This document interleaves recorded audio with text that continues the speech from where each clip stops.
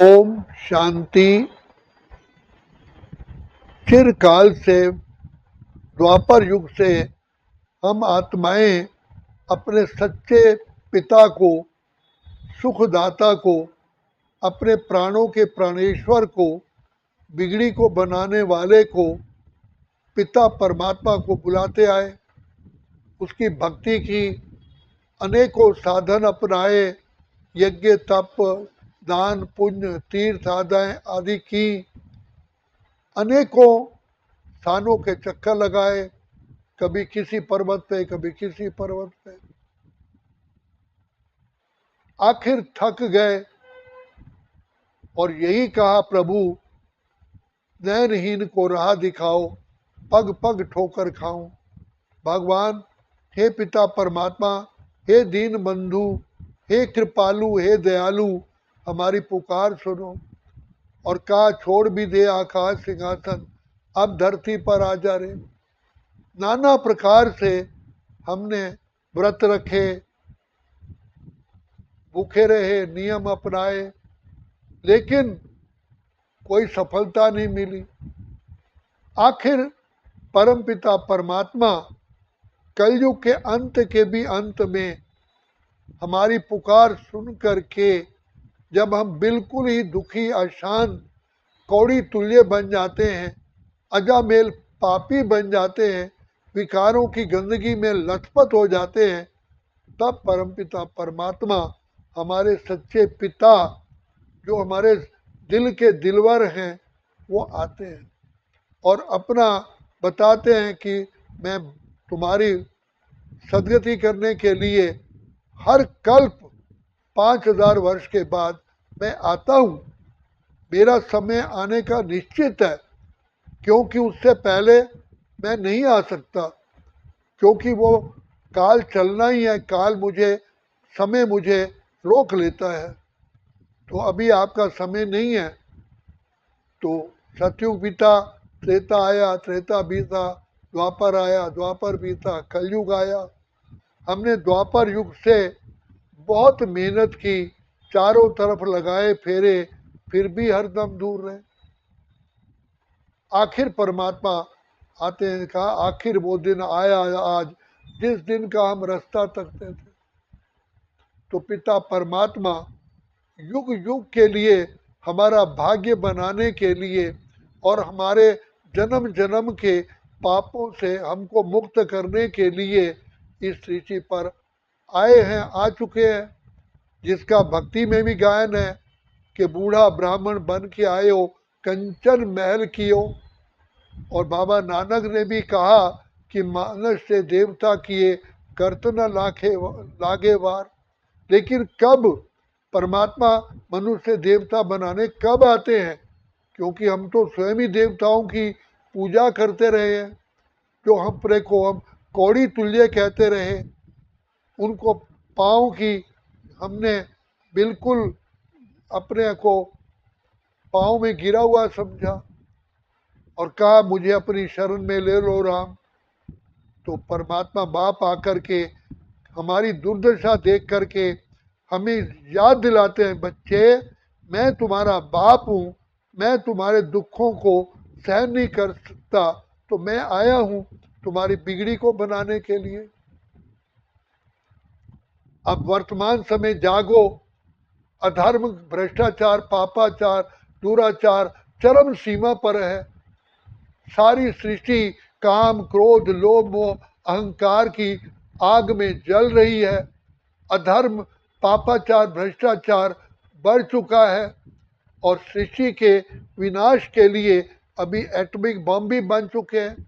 और सृष्टि की दशा देखो, सारा जो सृष्टि के अंदर रिसोर्सेज थे, आज पानी स्वच्छ नहीं मिल रहा, वायु स्वच्छ नहीं मिल रही है, खाने को चीज़ों में पूरी का पूरे केमिकल मिल के आ रहे हैं, दूध भी प्योर नहीं है। और रिसोर्सेज खत्म है, पेट्रोल डीजल और चारों तरफ हाहाकार है। मनुष्य पशु से भी बदतर हो चुका है। जो देव था मानव, मानव से दानव बन गया। तो परम पिता परमात्मा हमें पढ़ाने के लिए आते हैं, लेकिन परमात्मा को भी जैसे आत्मा को बोलने के लिए मुख चाहिए, सुनने के लिए कान चाहिए, देखने के लिए आंखें चाहिए, तो परम पिता परमात्मा को भी, ज्ञान के सागर को भी ज्ञान सुनाने के लिए एक मनुष्य तन चाहिए। तो ब्रह्मा तन में आकर के हम बच्चों को ये आकर के ज्ञान देते हैं। तो जिस कारण का बूढ़ा ब्राह्मण बन के आए हो कंचन महल की, तो परमात्मा पिता स्वयं भाग्य विधाता भगवान सारे कल्प के लिए भाग्य बनाने आते हैं। तो बाप कहते हैं कि बच्चे, सत्ययुग त्रेता ब्रह्मा का दिन है, द्वापर कलयुग ब्रह्मा की रात्रि है। ब्रह्मा की रात्रि में भक्ति की, जप तप किए, तीर्थ यात्राएं की, लेकिन ठोकरे खाते आए। तो इस समय पर हमको आकर के पिता परमात्मा जगाते हैं, जागो जागो बच्चे पहचानो, मैं तुम बच्चों के दुख दूर करने के लिए आया हूँ। तो पिता परमात्मा हमें अपनी पहचान देते हैं, जो सबसे बड़ी अज्ञानता का अंधकार था कि हम अपने को ही देह समझ बैठे। कितनी विचित्र बात है, और कह रहे हैं ये मेरा शरीर है, फिर अपने को शरीर समझ रहे हैं। इससे बड़ा अन्याय, इससे बड़ा पाप, इससे बड़ी गलती क्या हो सकती है। और इसके कारण ही हम अपने कुमार्ग पर चल पड़े, काम क्रोध लोभ अहंकार के मार्ग पर चल पड़े, और फिर डे बाय डे, दिन प्रतिदिन पतित होते गए। तो इस समय पर पिता परमात्मा हमको जागृति दिलाते हैं। शिव परमात्मा आकर के शिव शक्तियों के द्वारा, पांडवों के द्वारा आकर के सृष्टि का, पति सृष्टि को पावन बनाने के लिए हमें निमित्त बनाते हैं।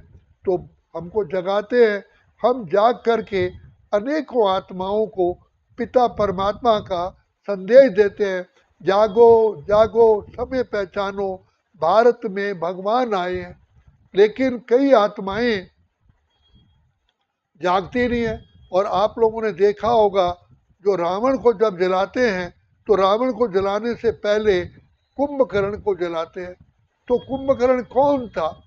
आज की दुनिया रावण राज्य है, इसका विनाश तो होना ही होना है, लेकिन कुंभकर्ण कौन था? तो कुंभ कहते हैं घड़े को, और कर्ण कहते हैं कान को। जैसे खाली घड़े में आवाज़ डालो तो वो आवाज़ रुकती नहीं है, इको प्रोड्यूस होकर के बाहर निकल आती है। तो वो मनुष्य जिनको हम बताते हैं कि ये सृष्टि की दशा देखो, भगवान परमात्मा शिव पिता आए हैं, हम द्वापर युग और कल युग तक तो सोए ही रहे, जिसको ब्रह्मा की रात्रि कहते हैं। अब आया है ईश्वर हमें जगाने के लिए, कलयुग वाली दुनिया स्वर्ग बनाने के लिए। तो शिव शक्तियों के द्वारा पिता परमात्मा हर आत्मा को आवाज़ पहुंचाते हैं। लेकिन जो व्यक्ति, जिनके कान ही घड़े जैसे हैं, जैसे कानों में आवाज़ डाली वो रुकती नहीं, वापस आती है, उनके कानों में आवाज़ डाली गई, जागो जागो भगवान आ चुके हैं और सृष्टि के परिवर्तन का वेला है, समय की पुकार है। तो इस समय पर प्रकृति भी हमें चैलेंज कर रही है, प्रकृति भी हमें चेतावनी दे रही है, लेकिन वो सुनते हुए भी नहीं सुनते हैं। जैसे घड़े में आवाज़ वापस लौट के आती है, उनके भी कानों में आवाज़ जाते हुए भी फिर निकल जाती है। उसके कहा कुंभकर्ण, उनके कर्ण ही, कान ही घड़े जैसे हैं, उस पर आवाज़ का कोई प्रभाव ही नहीं हुआ। तो अब परमात्मा कहते हैं कि जब इस सृष्टि का महाविनाश होगा तो कहीं वही फिर रोएंगे, ओ दूर के मुसाफिर हमको भी साथ ले ले रे, हम रह गए अकेले। तो भगवान परमात्मा विधाता पार ब्रह्म परमेश्वर सबके पिता है, सबके मुक्तेश्वर हैं, सबको कानों में आवाज़ डालते हैं। लेकिन वो आत्माएं जो घड़े के समान जिनके कान हैं, वो सो ही रही। अब जैसे कुंभकर्ण कहते हैं भाई 6 महीना सोता था और कुछ 6 महीने के बाद जागता था। अब आप बताइए, क्या कोई व्यक्ति 6 महीने सो सकता है? आज कोई ऐसा व्यक्ति भी नहीं है संसार के अंदर 6 महीने ही, 6 दिन ही सोया रहे या 6 दिन जागे। लेकिन नहीं, इसका अर्थ ही यही है कि सतयुग त्रेता ब्रह्मा का दिन है जब हम जागते रहते हैं, द्वापर कलयुग में अज्ञानता की नींद में सो जाते हैं। अब परमपिता परमात्मा जो अंधकार को मिटाने वाले हैं, जिनको हम कहते आए हमें अंधकार से प्रकाश की ओर ले चलो, नयनहीन को राह दिखाओ, प्रभु पग पग ठोकर खाओ।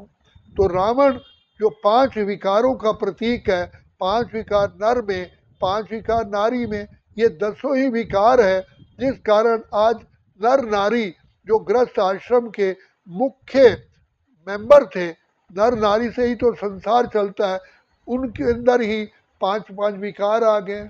और रावण का भाई कुंभकर्ण जो बिल्कुल ही विकारों में लथपथ है, अज्ञानता में सोए हैं, भक्ति करते करते भी अंधकार में है, तो परमात्मा इस समय पर हमें जगाते हैं कि ऐसा ना हो कुंभकर्ण की तरह आप भी सोए रहो और अंत में कहो प्रभु आपकी लीला, आप आए और हम सोए रहे, हम आपको पहचान नहीं पाए। तो ये वही समय है।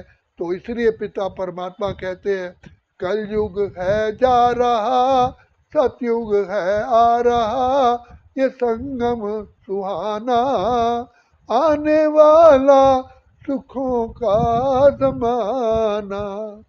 परमात्मा पिता कभी चमत्कारी रूप में नहीं आते हैं। भगवान ने गीता में कहा है मैं अति साधारण रूप में आता हूँ, जिसको मूढ़मती लोग, बड़े बड़े गुरु द्रोणाचार्य, भीष्म पितामह, अश्वत्थामा, कृपाचार्य नहीं पहचान पाए। आज भी संसार के अंदर इतने साधु सन्यासी हैं, महामंडलेश्वर हैं, वेदाचार्य हैं, धर्माचार्य हैं और महामंडलेश्वर है, वो भगवान को नहीं पहचान पाए। तो परमपिता परमात्मा कहते हैं जब अधर्म, भ्रष्टाचार, पापाचार, दुराचार, अनाचार बढ़ जाता है तब मैं आता हूँ, ये वही समय है। इसलिए भगवान हमें जगा रहे हैं। लेकिन कुंभकर्ण जैसी आत्माएं सुनते हुए भी जिन पर आवाज़ का असर नहीं हुआ, उनका लास्ट में फिर यही होगा कि अब पछताए होत क्या जब चिड़िया चुग गई खेत।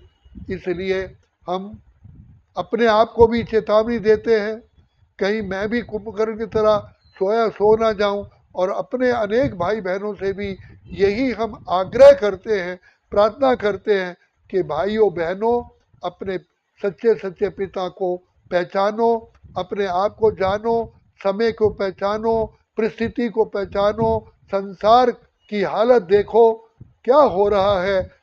चारों तरफ घोर अन्याय, पापाचार, दुराचार है, इतनी जेलें भरी पड़ी हैं और उससे कई हजार गुना जो अपराधी है बाहर घूम रहे हैं।